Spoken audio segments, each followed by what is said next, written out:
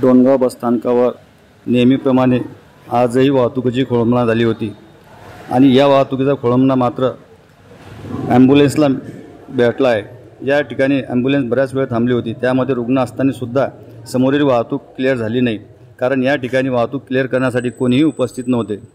यापूर्वीही नामदार प्रतापराव जाधव यांनी सभागृहाच्या हस्तांतरणावेळी सांगितले होते की डोणगावची वाहतूक बसस्थानकावर नेहमी खोळंबणा होत असते, तरीसुद्धा याकडे वरिष्ठ अधिकाऱ्यांनी लक्ष दिले नाही।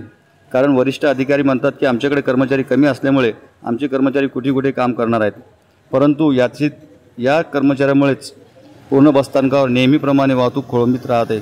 आणि आज आपण पाहू शकता की ॲम्ब्युलन्स किती वेळपर्यंत या ठिकाणी उपस्थित होती।